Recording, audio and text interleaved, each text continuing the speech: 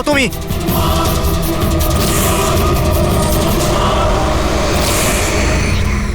আরে বাঁচাও, বাঁচাও, বাঁচাও আমাকে, বাঁচাও। স্যার, আওয়াজ ওখান থেকে আসছে। বাঁচাও আমাকে। আরে কেউ কি আছো? আরে কেউ আছো এখানে? কেউ আমার কথা শুনতে পাচ্ছ? আরে আমার কথাটা তো শোনো, বাঁচাও।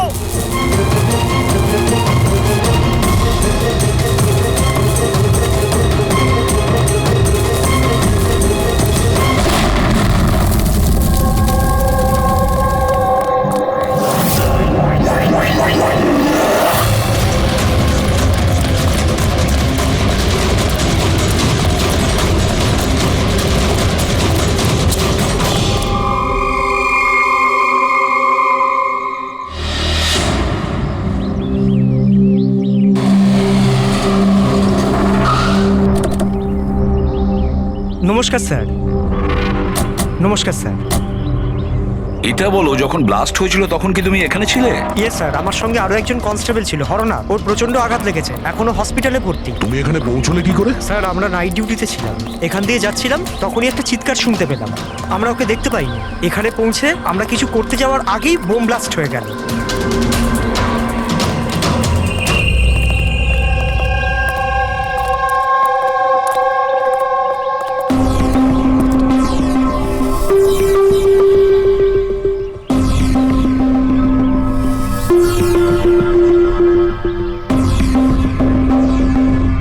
একটা কথা বলো আমায়, যখন তুমি এখানে এসেছিলে তখন তুমি এখান থেকে কাউকে যেতে দেখেছিলে বা পালাতে দেখেছিলে? হ্যাঁ স্যার, আমি ওকে তাড়াও করেছিলাম, কিন্তু ও পালিয়ে গেল। ও আমার আগেই ছিল, কিন্তু জানি না কেমন করে অদৃশ্য হয়ে গেল। আর এখানে হরনাথের অবস্থা ভালো ছিল না, তাই আমি ওর কাছে ফিরে এলাম। ঠিক করেছো তুমি, গুড ওয়ার্ক। পঙ্কজ, একটু ওদিকটা চেক করো, দেখো বোমের কোনো অবশিষ্ট অংশ পাও কিনা, আর যদি কিছু পাও তাহলে ওটা এভিডেন্সে পাঠিয়ে দাও।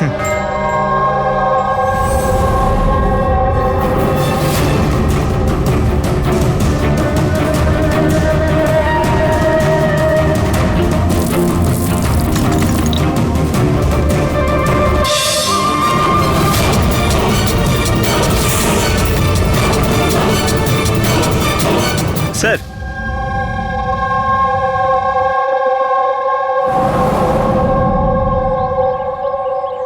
ডাইনামাইট স্টিক, আর স্যার এতে ব্যাচ নাম্বারও লেখা আছে। Arrow dynamic. স্যার হ্যাঁ, এটা কিছু একটা চকচক করছে।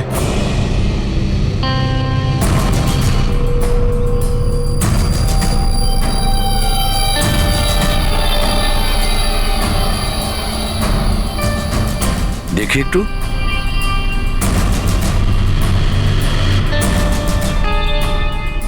দয়া, এটা তো একটা দাঁত দেখছি, সোনার দাঁত।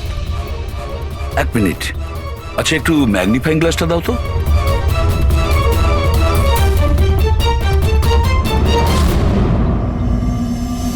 দয়া, দেখো এতে কিছু লেখা আছে।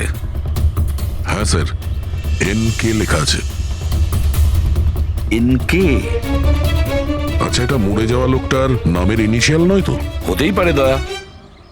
এটা আবার হয়নি তো এই নামে যে আছে তাকে কিডন্যাপ করা হয়েছে? আর যদি কিডন্যাপ হয়ে থাকে স্যার, তো ওর বাড়ির লোক নিশ্চয়ই কোথাও না কোথাও কিডন্যাপ হওয়ার রিপোর্ট লেখাবে। হ্যাঁ, চেক করতে হবে, দেখতে হবে যে এই নামের কতজন ব্যক্তি নিখোঁজ হয়েছে।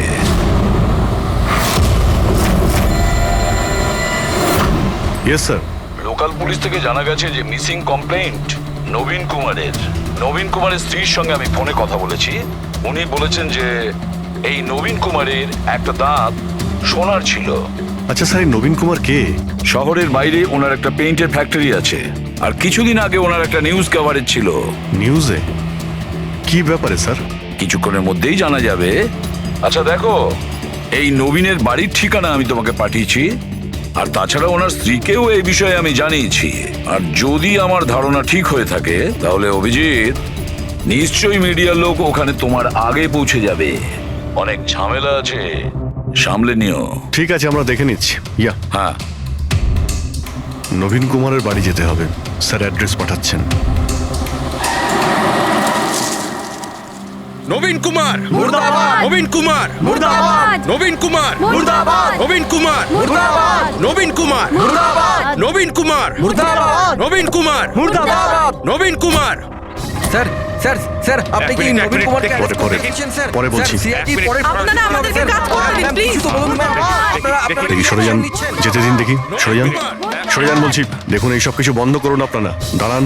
নাটক স্যার, নাটক তো নবীন কুমার রচিয়ে রেখেছে আমাদের এই শহরে। স্যার ওরা সবাই নবীন কুমার মারা গেছেন। He is no more. এই লোকটা মেরেছে আমার স্বামীকে। খুনি এরা সবাই। এবার বলবে নাকি জেলে ঢুকিয়ে দেবো? বলো, কেন করছো এইসব? স্যার আমরা মারিনি স্যার। স্যার নবীন কুমারের রঙের ফ্যাক্টরি আছে স্যার, যেখানে প্রতিদিন 1000 টনেরও বেশি বিষাক্ত আবর্জনা নদীতে ফেলা হয় স্যার। স্যার আমরা তো আন্দোলনকারী, আমরা ওনার এগেনস্টে আন্দোলন করছি। স্যার বিশ্বাস করুন, আমরা ক্রিমিনাল নই, আমরা সোশ্যাল ওয়ার্কার স্যার। মিথ্যে কথা, মিথ্যে বলছে। হুমকি দিয়ে রেখেছিল আমার স্বামীকে। রোজ রোজ হুমকি দিত। না স্যার, আমি কোনো ধমকি দিতাম না, সে তো কোনো অন্য লোক স্যার। কারা? কাদের কথা বলছো? স্যার ওরা সেই সব লোকগুলোই যারা সোশ্যাল সার্ভিসের নামে খারাপ কাজ করে, ল ইন অর্ডারের মিসইউজ করে স্যার। স্যার আমি আর আমাদের প্রোটেস্টার্স আমাদের মধ্যে কেউ নয় স্যার। কি ধরনের হুমকি আসতো আপনার স্বামীর কাছে? কি হয়েছিল? এ নাও চা। আরে বাহ, গরম গরম চা। আচ্ছা, ওই এনজিওটার কি হলো?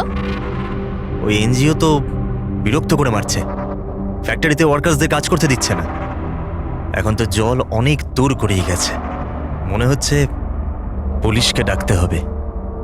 শোনো, বাহ নবীন বাবু, আপনাদের মতো সৎ লোক আবার পুলিশদের কাছে যাচ্ছে নাকি? তুমি ভেতরে কি করে এলে? আপনাকে মনে করাতে এসেছি যে আপনি যেটা করছেন সেটা ভুল করছেন। এখনো সময় আছে, শুধরে যান। শাট আপ, বেশি তর্ক করো না। এখন এই ঘর থেকে বেরিয়ে যাও। I said get out. আর কোথায় কোথায় ঢুকতে দেবেন না, আর কাকে কাকে আটকাবেন। আমাদের মতো লোক আপনাদের মতো লোককে ভয় পায় না, বুঝতে পেরেছেন? আর কেন জানেন? কারণ আমরা আপনাদের মতো খারাপ কাজ করি না। আজ তো আমি আপনার ঘরে ঢুকেছি। যদি আপনি আপনার স্বার্থের জন্য অসহায় মানুষদের জীবন নিয়ে খেলা যদি বন্ধ না করেন, তাহলে আপনার ফ্যাক্টরিতেও ঢুকবো। তোমাদের মতো গুন্ডাদেরকে না আমি সিধে করতে পারি, আর এই ফালতু ধমকিগুলো না অন্য কাউকে গিয়ে দেবে। আমার যা করার আমি তাই করব, আর তোমার যা করার করে নাও। আমি ধমকি দিচ্ছি না, বোঝাচ্ছি। যদি এই উল্টোপাল্টা কাজ বন্ধ না করেন, তাহলে আপনার ফ্যাক্টরি তো আমি বন্ধ করিয়েই ছাড়ব। তুই আমার ফ্যাক্টরি বন্ধ করবি? হ্যাঁ, ফ্যাক্টরি বন্ধ করবি তুই আমার? শোনো, শোনো প্লিজ, প্লিজ তুমি শান্ত হও। আর আপনি ওকে বিরক্ত করা বন্ধ করুন। আপনি যান এখান থেকে প্লিজ। প্লিজ বলছো তুমি একে? হ্যাঁ, আমি তোকে লাথি মেরে বার করে দেবো। চল। এটা কোত্থেকে আওয়াজ এলো?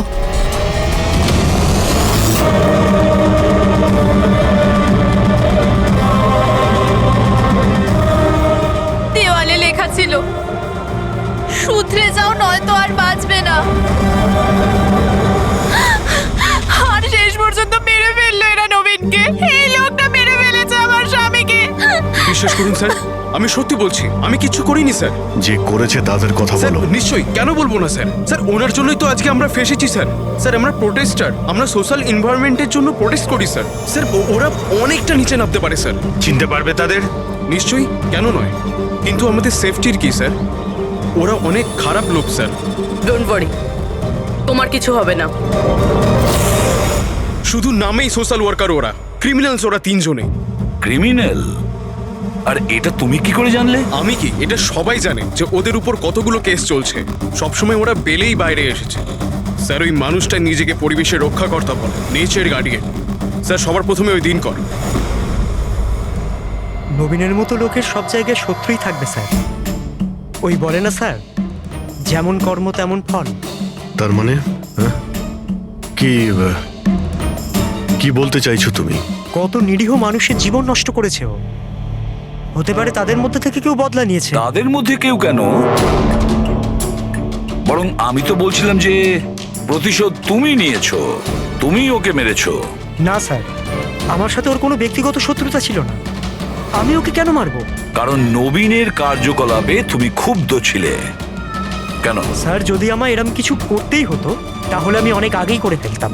নবীন না জানি কত বছর ধরে আমাদের পরিবেশ দূষিত করছিল। তোমরা নিশ্চয়ই খুব আনন্দ পেয়েছো মিস্টার নবীন মারা গেছে শুনে। অন্য কেউ তোমাদের কাজ করে দিয়েছে কি? না স্যার, আমার ওর প্রতি কোনো মায়া ছিল না, কিন্তু আমি ওকে মারিনি। আমরা কি করে বুঝবো যে তুমি সত্যি বলছো? স্যার, যে সময়ের কথা আপনি বলছেন ওই সময় আমি ইউনিভার্সিটিতে লেকচার দিচ্ছিলাম। আপনি চাইলে ওই প্রফেসর দেশাইয়ের সঙ্গে কথা বলতে পারেন। ওই সময় আমি ওখানেই ছিলাম। স্যার পল্লবী, ওকে প্রায় দিনই দেখা যায় নিউজে কারুর না কারুর সাথে ঝগড়া করতে। স্যার সোশ্যাল ওয়ার্কের ফিল্ডে আপনি যে কোনো কাউকে জিজ্ঞাসা করুন ওর ব্যাপারে, সবাই জানে যে ও কিরকম, ও নিজের টিম দিয়ে কিরকম উল্টোপাল্টা কাজ করায়। হ্যাঁ তো আমি ট্রেড অ্যাকাউন্ট করি, সোজাভাবে বললে লোকে বুঝতে পারে কই।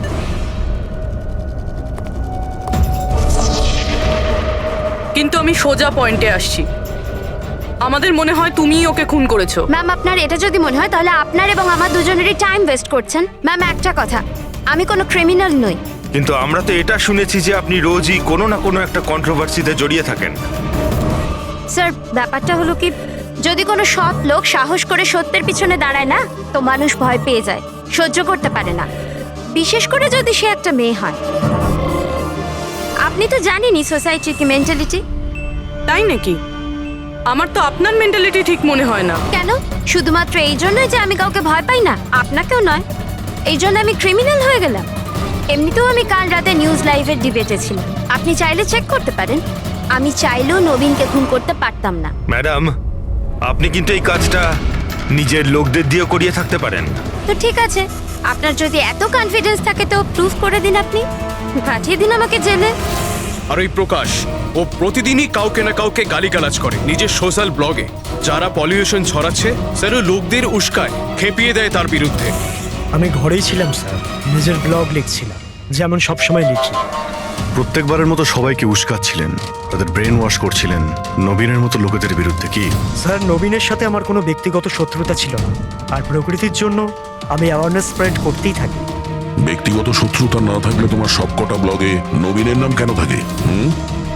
তাও টপ 4-5 জনের মধ্যে। কালকেও যে ব্লগটা লিখেছিলে সেখানেও নবীনের নাম ছিল না? হ্যাঁ স্যার, নবীনের নাম ছিল ওখানে। আর এই কথাটা আমি লুকোবই বা কেন? ও খারাপ লোক ছিল, কিন্তু এর মানে তো এটা নয় যে আমি ওকে খুন করে দেবো। কেন? কেন মারবে না? এরকম লোকেদের তো তুমি ভীষণ ঘৃণা করো, তাই না? তোমার মনে হচ্ছে তোমার পরিশ্রম বিফলে চলে যাচ্ছে, আর তারপরে নবীনকে এত বোঝানোর পরেও নবীন পরিবেশ দূষিত করে দিচ্ছিল, আর সেই জন্য তুমি রেগে যাও আর তারপরে নবীনকে শেষ করে দাও। আমি একজন রেসপন্সিবল সিটিজেন স্যার, কোনো ক্রিমিনাল নয় স্যার। আমার কাজ এটাই, আমার ব্লগের মাধ্যমে ঠিক আর ভুলের তফাৎ বোঝানো, কারোর ক্ষতি করা নয়। স্যার, ইন্টারোগেশনে তো কেউই কোনো ভয় পায়নি। হ্যাঁ, কোনো ভয় পায়নি ঠিকই। এই 3 জনের উপর কড়া নজর রাখতে হবে। কেন স্যার? ঠিক, ভয় একটা অদ্ভুত জিনিস। যদি ওই 3 জনের মধ্যে কেউ খুন করে থাকে, তাহলে সে ভয় পেয়ে কিছু না কিছু গন্ডগোল করবেই, কোনো না কোনো ভুল সে নিশ্চয়ই করবে।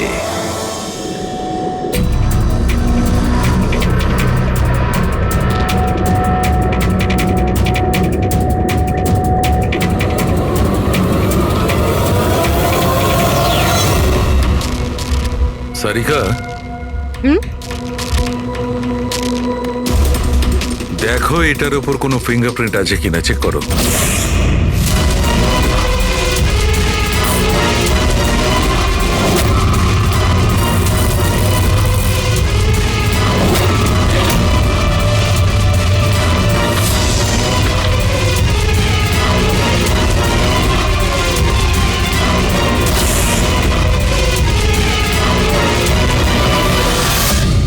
স্যার, এটাতে তো কোনো ফিঙ্গারপ্রিন্টস নেই। কোনো ফিঙ্গারপ্রিন্ট নেই? Are you sure? 100% স্যার, কোনো ফিঙ্গারপ্রিন্টস নেই, কিন্তু কিছু পার্টিকেলস পেয়েছি। মনে হয় কিছু স্কিন টিস্যুস বা ডেড সেল হবে। Dead cells? তবে এক কাজ করো সারিকা, ওই ডেড সেলস গুলোকে ভালো করে ক্লিন করে রাখো। ওই তো আসবে তো শ্রীমান প্রদ্যুমন, জানো তো সব ব্যাপারেও নাক গলায়, নিশ্চয়ই জিজ্ঞেস করবে। প্লিজ ক্লিন করে রাখো। স্যার, ডায়নামাইটে কোনো ফিঙ্গারপ্রিন্টস তো পাওয়া যায়নি, কিন্তু কোনো একজনের ডেড স্কিন টিস্যুস পাওয়া গেছে, পচা চামড়ার টুকরো। পচা চামড়া? হতে পারে এটা ওই লোকটারই, সেই লোকটা যে লোকটা ডাইনামাইট লাগিয়েছিল? হ্যাঁ স্যার। সালুকে এই পচে যাওয়া চামড়াগুলোর তুমি ডিএনএ টেস্ট তো করতে পারো, কিছু তো জানা যাবে। বস, পচে যাওয়া চামড়া থেকে ডিএনএ বার করাটা খুব কঠিন কাজ। তোমাকে একটা কথা খুব জোর দিয়ে বলতে পারি, যে লোকটি এই ডায়নামাইটটাকে শেষবার ধরেছে ওর স্কিন ডিজিজ আছে, চামড়ার অসুখ, আর সেটাও খুব গুরুতর। এমনিতে দেখে কিছু বোঝা নাও যেতে পারে, কিন্তু বস এই অসুখটা ওকে ভেতর থেকে শেষ করে দিচ্ছে।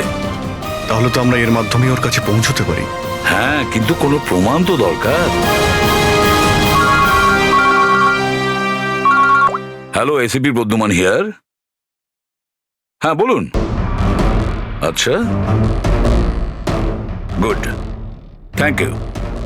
ডায়নামাইট ম্যানুফ্যাকচারার বলছিল ওরা রেকর্ড চেক করেছে, ওই ডায়নামাইট কোনো খনিকে বিক্রি করেছে ওরা। মানে মাইন সাইট? হ্যাঁ, মাইন্ড সাইট।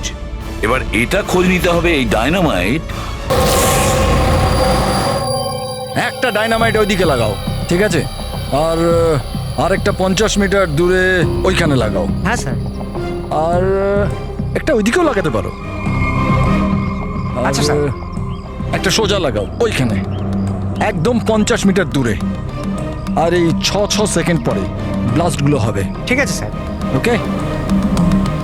আর কোথায় লাগানো যায়? ওইখানে মাঝখানে ফিট করা যাবে কি? এক্সকিউজ মি, আপনার নাম বিনীত? ইয়েস। আপনারা কারা? আপনি এই সাইটের ম্যানেজার?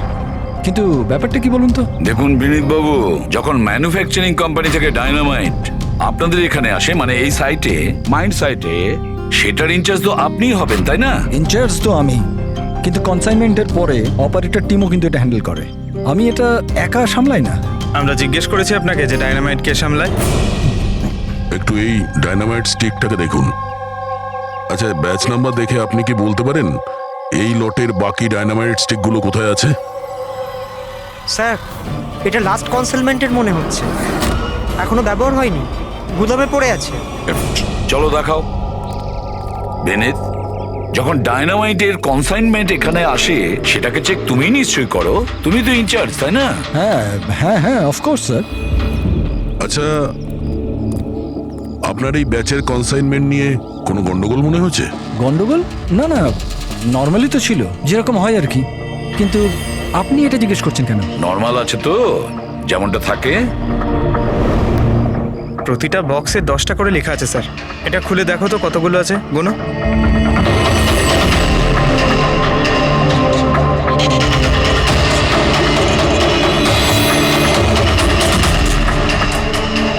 স্যার, একটা সেট কম আছে স্যার। আচ্ছা, এই ব্যাপারটা কি সেটা কি তুমি এখানেই বলবে, না একটু খাতির টাতির করার পরে মুখ খুলবে? স্যার বলছি, আমি সবসময় এই সেটগুলো জেলেদের বিক্রি করে দিতাম বম ফিশিং এর জন্য। মানে ইল্লিগাল ভাবে ব্যবহার করো এটাকে। আর এটার থেকে 6টা সেট আমি ওদেরকে বিক্রি করেছি। যাকে বিক্রি করেছো তাকে চেনো নিশ্চয়ই? স্যার, ও আমার রেগুলার কাস্টমার ছিল না, ও প্রথমবার এসেছিল। আর আমি ওর মুখটাও ভালো করে দেখিনি, কিন্তু স্যার ওর হাতের চামড়াগুলো অদ্ভুত রকমের হয়ে গেছিল, বোধহয় ও অসুস্থ ছিল। এর মধ্যে কাউকে চেনো? না স্যার, আমার মনে হয় না এদের মধ্যে কেউ ছিল। আরো একবার ভালো করে দেখো, হতে পারে ছদ্মবেশে এসছে। না স্যার, এদের মধ্যে কেউ নাই। ঠিক আছে, হয়তো আবার দ্বিতীয়বার দেখা হবে। স্যার, আমার মনে হচ্ছে যে আমাদের ওই লোকেদের লিস্ট বানাতে হবে যাদের এই ধরনের রোগ আছে। জানি ব্যাপারটা খুব মুশকিলের, কিন্তু ট্রাই তো করা যেতে পারে। না না, ট্রাই তো করতেই হবে দয়া। প্রত্যেকটা বড় বড় হসপিটাল আর ছোটখাটো নার্সিং হোম এবং ক্লিনিকগুলোতে গিয়েও খোঁজ নাও এরকম রোগের পেশেন্টের ব্যাপারে। হতে পারে আমাদের ভাগ্য যদি ভালো থাকে, কিছু প্রমাণ আমরা পেয়ে যাব। Sir, let's go.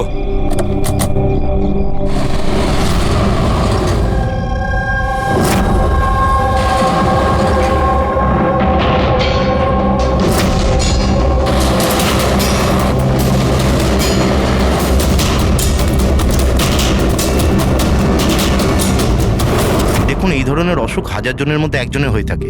বলতে পারেন এই ধরনের পেশেন্টের লিস্ট অনেক বড়। অনেক পেশেন্ট জানতেও পারে কিন্তু এর চিকিৎসা করায় না। এদের খোঁজা তো খুব মুশকিল। জানি, কিন্তু তবুও আমরা চেষ্টা করতে চাই। এই লোকটাকে পাওয়া আমাদের কাছে ভীষণ প্রয়োজন। দেখুন, আমি বুঝতে পারছি, কিন্তু এনভায়রনমেন্টাল ইনফেকশন কন্টিজিয়াস ডিজিজ, যেটা একটা মানুষের থেকে অন্য মানুষের মধ্যে ছড়িয়ে পড়ে, আর এটাকে সামলানো তো। এক মিনিট, কি বললেন আপনি? Environmental infection? হ্যাঁ, মানে আমাদের চারপাশের পরিবেশে হতে পারে এমন ইনফেকশন হাওয়া বা জল থেকে চারিদিকে ছড়িয়ে পড়ে। চলুন, আমি আপনাকে একটা পেশেন্ট দেখাবো। ছাড়ো আমাকে! কেন মারতে চাও আমাকে? ছেড়ে দাও আমাকে, যেতে দাও প্লিজ। দেখো, আমাকে যেতে দাও sir, please help me sir, help please, help sir, help.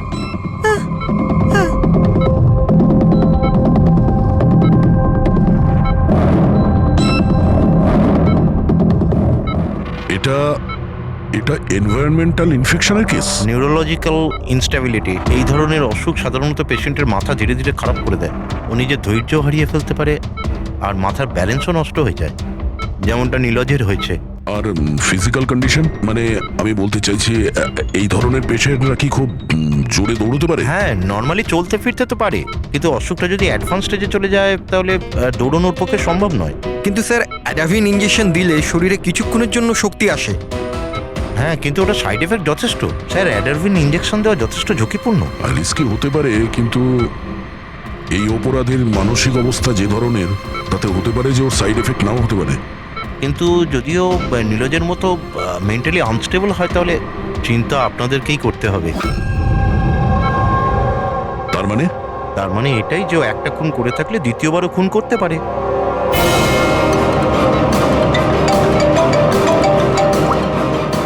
হ্যাঁ স্যার। কি প্রকাশ পঙ্কজকে ফাঁকি দিয়ে পালিয়ে গেছে? ও নো, ঠিক আছে, আমি দেখছি। হতে পারে প্রকাশ ভয় পেয়ে পালিয়ে গেছে, না হলে দ্বিতীয় মার্ডারের পরিকল্পনা করছে।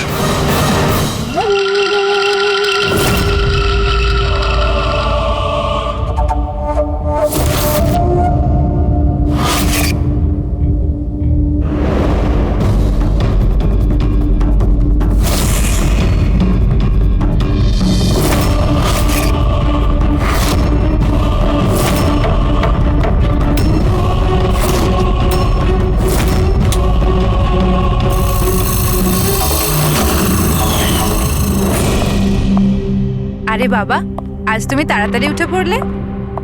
Good morning. এই রইলো তোমার চা, তাড়াতাড়ি খেয়ে নাও, নাহলে ঠান্ডা হয়ে যাবে।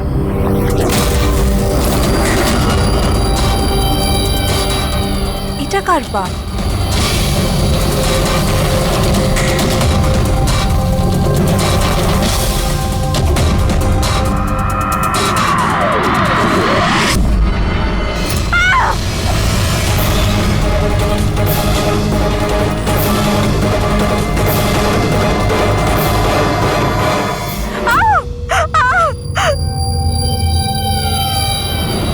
স্যার, আরও একটা মার্ডার। ওই ডক্টর ঠিকই বলেছিলেন, ওই খুনির মাথা খারাপ হয়ে গেছে, ওর মানসিক অবস্থা ঠিক নেই। স্যার, মনে হচ্ছে খুন করার একটা প্যাটার্ন বানিয়ে ফেলছে এই খুনি।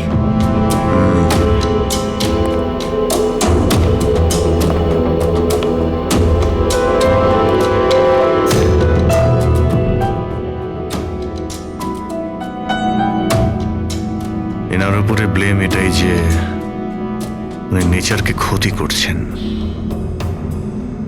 ইলিগাল ডিফরেস্টেশন, জমি হাতানোর জন্য ইলিগালি গাছ কেটে ফেলা।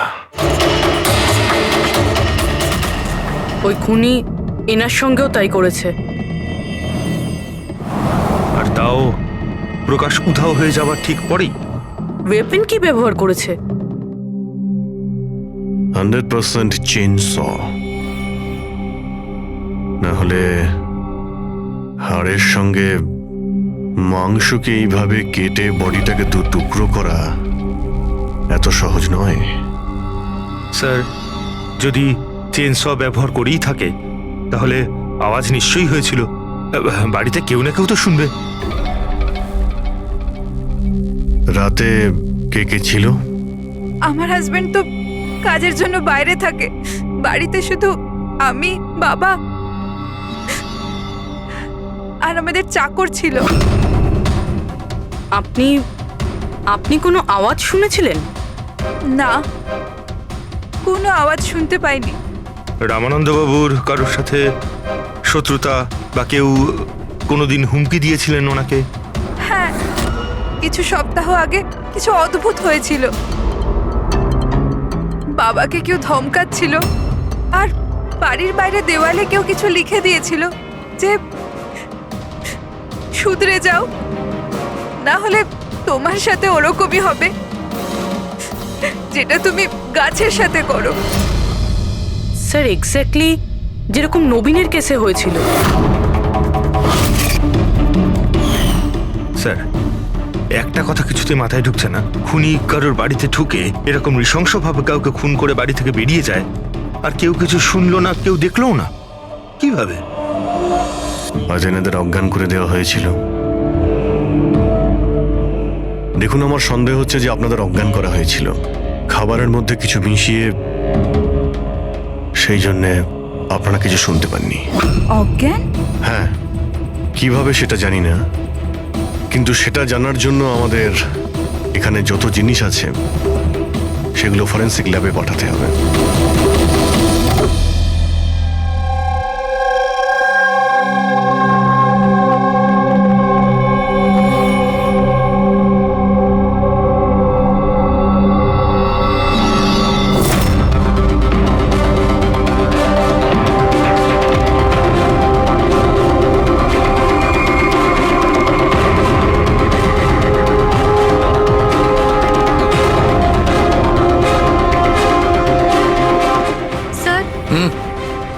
বাড়িতে যত রকম খাবার জিনিস ছিল চেক করে নিয়েছি, আর পানিও। কিছুতেই ঘুমের ওষুধ পাইনি। No sedatives. পেলে না? আরো শিওর? অ্যাবসলিউটলি। কিন্তু সারিকা, সবাই তো অজ্ঞান ছিল, তার মানে কোনো মাদক দ্রব্য নিশ্চয়ই থাকবে যার জন্য ওরা অজ্ঞান হয়ে গেছিল। খাবার জিনিসে, পানীয়তে, কিছুতে তো থাকা উচিত। কিসের মধ্যে ছিল?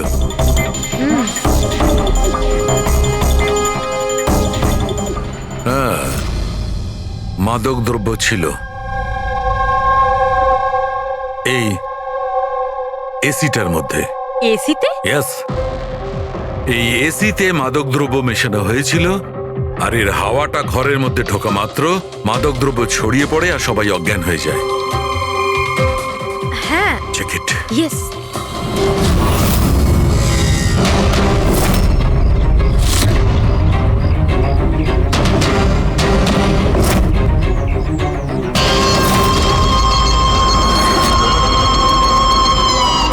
দেখো সালুখে, তুমি আন্দাজে ঢিল মারছো না তো? এটা কি করে হতে পারে? এরকমই হয়েছে বস। এসিতেই মাদকদ্রব্য ছিল। আমি ওই এসিটার ব্লোয়ারে, ফিল্টারে, সব জায়গায় সেনেটিভ পেয়েছি, আর সেটাও খুব হাই ডোজে। মাই গড, এটা কি করে হতে পারে? বস, এসিতে সেনেটিভ ছিল, মাদকদ্রব্য ঘরের মধ্যে ছড়িয়ে যায় আর সবাই অজ্ঞান হয়ে যায়। খুনি আসে আর বিনা বাধায় ওকে খুন করে, ও চলে যায়। কেউ কিচ্ছু শুনতে পায়নি। আচ্ছা ঠিক আছে। সালুকে ফোন করেছিল, বলছিল রামানন্দর বাড়িতে যে এসি মেশিনটা ছিল সেটাতে বিষাক্ত গ্যাস ভরা ছিল, অ্যানেস্থেটিক গ্যাস।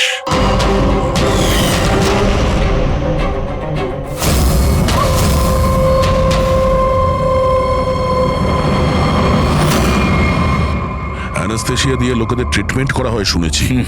আরে তো এই খুনি তো দেখছি বেশ ধূর্ত।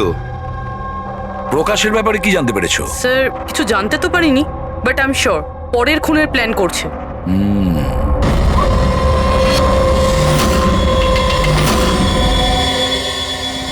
কিন্তু খুনি যদি অসুস্থ হয় তাহলে প্রকাশ তো ভালোই দৌড়িয়েছিল। স্যার, এমনটাও তো হতে পারে যে অন্য কাউকে দিয়ে এই খুনটা করিয়েছে। তাহলে ও পালিয়ে গেল কেন? এই শব্দটা কিসের? চলো তো।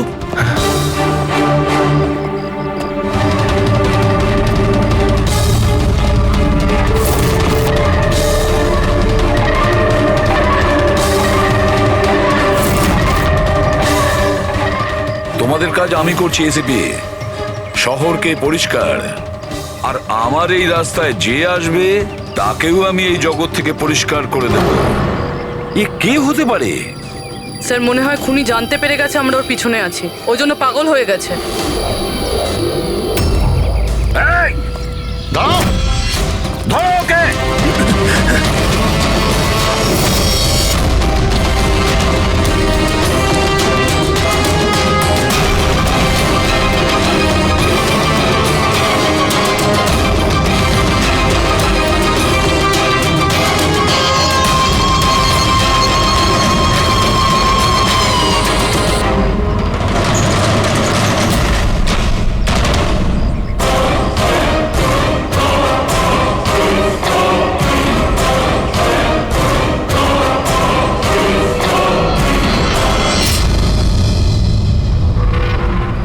স্যার, সিআইডি থেকেই লিস্ট এসছে।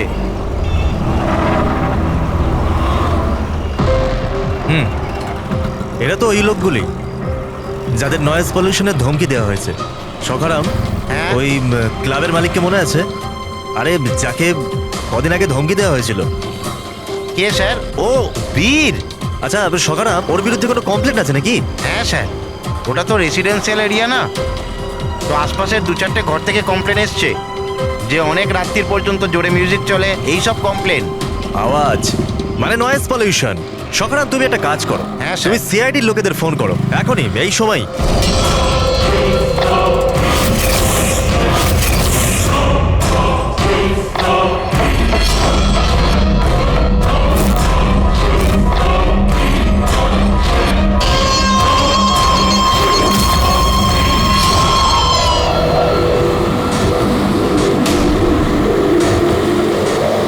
তাড়াতাড়ি করো অভিজিৎ, তাড়াতাড়ি। স্যার আমরা অন দা ওয়ে। ও নাইট ক্লাবের মালিক, ওর নাম বীর। কিন্তু স্যার ব্যাপারটা কি? দয়া, লোকাল ইন্সপেক্টর থেকে জানা গেছে বীরকেও একই রকম হুমকি দেওয়া হয়েছে, আর সেটাও শব্দ দূষণ করার জন্য। সরি স্যার, কিন্তু নয়েজ পলিউশন এটা একটু বেশি হয়ে গেল না? রবি, ওর মানসিক অবস্থা ঠিক নেই, এই খুনি যা খুশি করতে পারে। ডোন্ট ওয়ারি স্যার, ওই খুনি যদি ওখানে থাকে তাহলে এবারে আর আমাদের হাত থেকে বাঁচবে না স্যার। এই প্রকাশ কিন্তু এখনো নিখোঁজ, আর বীরের প্রাণ সংশয় রয়েছে। যে করেই হোক ওকে সুস্থ আর নিরাপদে আমাদের এখানে নিয়ে এসো।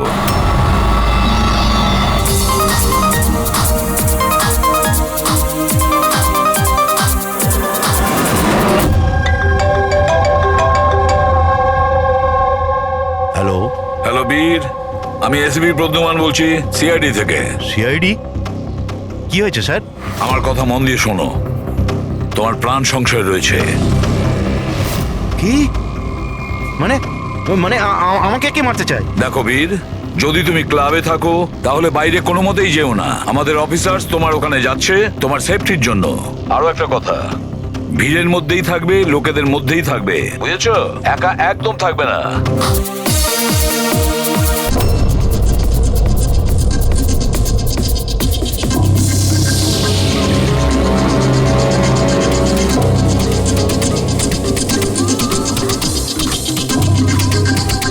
দেখো, আমি আমার কেবিনে যাচ্ছি, ঠিক আছে? আর কাউকে ভেতরে আসতে দেবে না, বুঝেছো? কাউকেই ভেতরে আসতে দেবে না।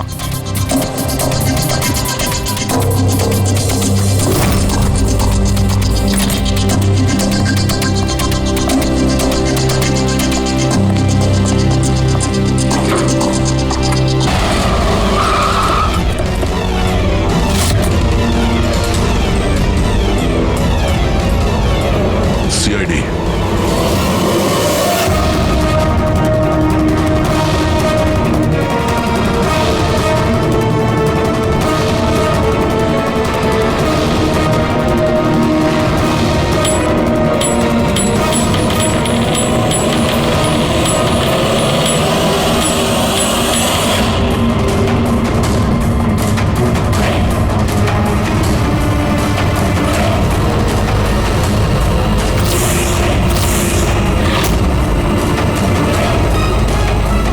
এ ভাই শোনো, এদিকে এসো।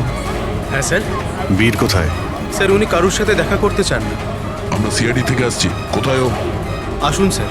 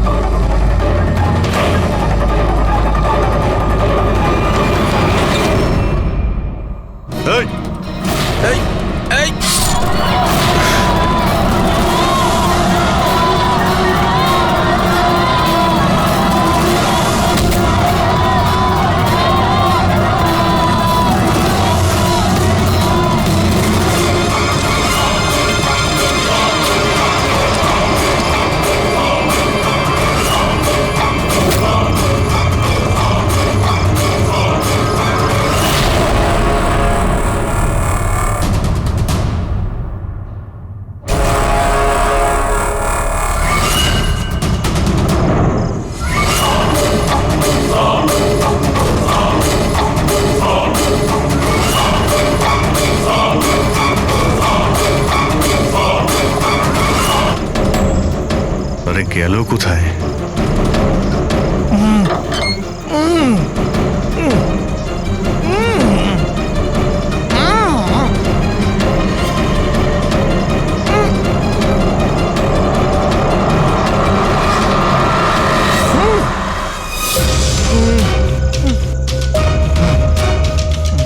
এই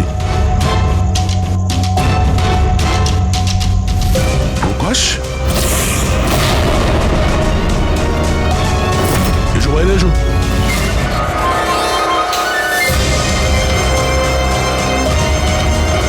তুমি এখানে কি করছিলে? হ্যাঁ, আমাদের হাত থেকে বাঁচার জন্য কি এইসব করছিলে? না অভিজিৎ, মনে তো হচ্ছে না। এর হাত পা বাঁধা ছিল, মনে হচ্ছে কেউ হাত পা বেঁধে ওকে এখানে ফেলে দিয়েছে। রবি, এসপি স্যারকে ফোন করে বলো যে প্রকাশকে পাওয়া গেছে, আর ওর একটু ফার্স্ট এড করে দাও। স্যার যাও। চলুন। বুঝতে পারছি না প্রত্যেকবারও পালিয়ে যাচ্ছে কি করে। ও কোথায় লুকিয়ে পড়ছে? হয় ও আকাশে উড়ে গেছে, না হলে মাটিতে ঢুকে গেছে।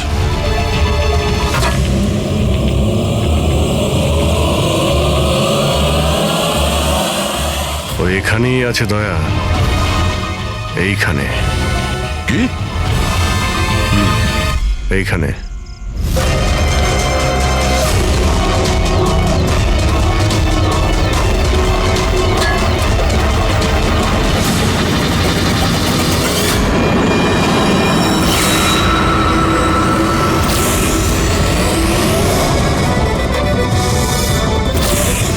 বাইরে আয়। কি খুন করার সময় নিজের হাত তো কাঁপেনি, এখন কেন কাঁপছে? জেলে যাবার ভয়? এই অ্যাড্রিনালিনের অ্যাকশন শেষ হয়ে গেছে। হ্যাঁ? যে ইঞ্জেকশন নিয়ে তুমি পালাচ্ছিলে তার কাজ কিন্তু শেষ হয়ে এসেছে। এবার তুমি মুখ খুলবে নাকি মুখ খোলার জন্য একটা ইঞ্জেকশন দিতে হবে? আমি কোনো মজা পাই না ইঞ্জেকশন নিতে। এটা আমার এক বাধ্যতা, যেটা আমাকে নিতে হয়।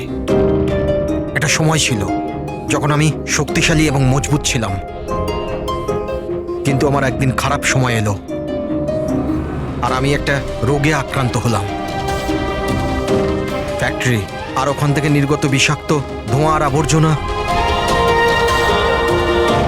যে পলিউশন ছিল তাতে কয়েক লাখ লোক ইনফেক্টেড ছিল। জানি না রোজ কত পেশেন্ট আসতো। ওদের সাথে থাকতে থাকতে আমিও অসুস্থ হয়ে পড়েছিলাম। এই রোগটা কবে হয়েছিল আপনার? 6 মাস আগে। আর এই 6 মাসে এই রোগ তোমার শরীরের সঙ্গে সঙ্গে তোমার মাথারও ক্ষতি করতে শুরু করে দিয়েছে। তুমি জানো তুমি কি করেছো? হ্যাঁ, আমি কারোর কোনো ক্ষতি করিনি, ক্ষতি করেছে ওরা। হাওয়া, জল সবেতে বিষ মিশিয়ে দিয়েছিল। ব্যাস, তখনই আমি ঠিক করেছিলাম যে লোকেরা আমার এই অবস্থা করেছে তাদের আমি ছাড়বো না, আমি বদলা নিয়েই ছাড়বো। আর সেই কারণে তুমি বিএমসিতে চাকরি নিয়েছিলে, যাতে এই শহরের পুরো ড্রেনেজের নকশাটা তুমি জানতে পারো।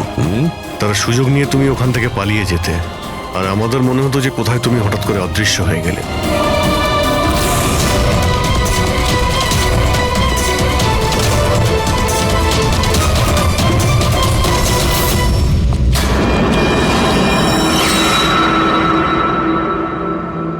একটা কথা কিন্তু আমি এখনো বুঝিনি, প্রকাশ তোমার কি ক্ষতি করেছিল?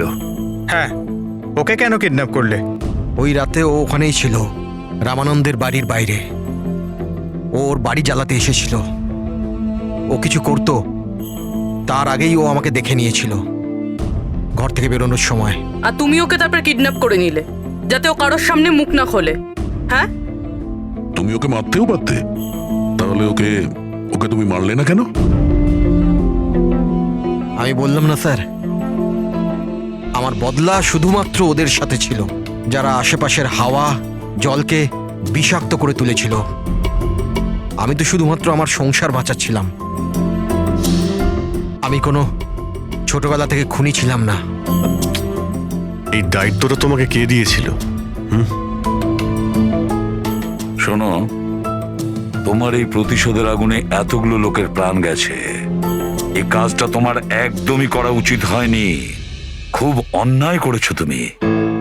আইন তোমাকে কোনোদিন ক্ষমা করবে না।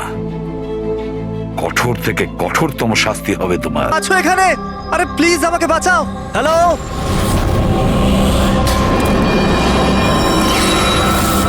কেউ আছো এখানে? আরে কেউ তো বাঁচাও আমাকে। আরে কেউ কি শুনতে পাচ্ছো? আরে কেউ তো বাঁচাও আমাকে। আরে কেউ তো আমার আওয়াজ শুনছো? বাঁচাও।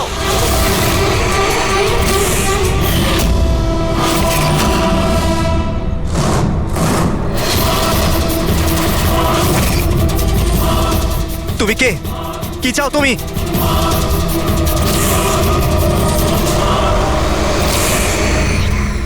আরে বাঁচাও, বাঁচাও, বাঁচাও আমাকে, বাঁচাও। স্যার, আওয়াজ ওখান থেকে আসছে। বাঁচাও আমাকে। আরে কেউ কি আছো? আরে কেউ আছো এখানে? কেউ আমার কথা শুনতে পাচ্ছো? আরে আমার কথাটা তো শোনো। বাঁচাও।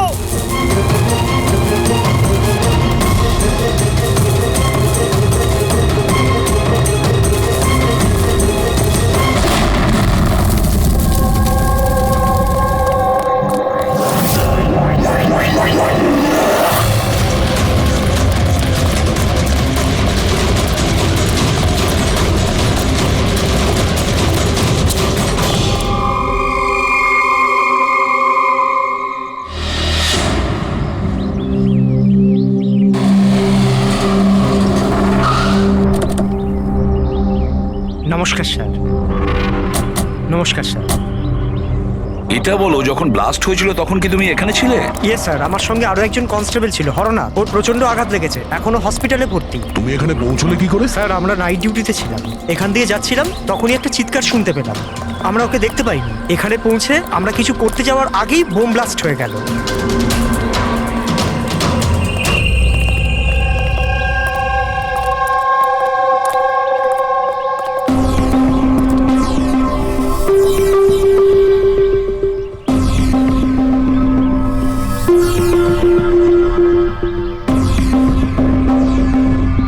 একটা কথা বলো আমায়, যখন তুমি এখানে এসেছিলে তখন তুমি এখান থেকে কাউকে যেতে দেখেছিলে বা পালাতে দেখেছিলে? হ্যাঁ স্যার, আমি ওকে তাড়াও করেছিলাম, কিন্তু ও পালিয়ে গেল। ও আমার আগেই ছিল, কিন্তু জানি না কেমন করে অদৃশ্য হয়ে গেল। আর এখানে হরনাথের অবস্থা ভালো ছিল না, তাই আমি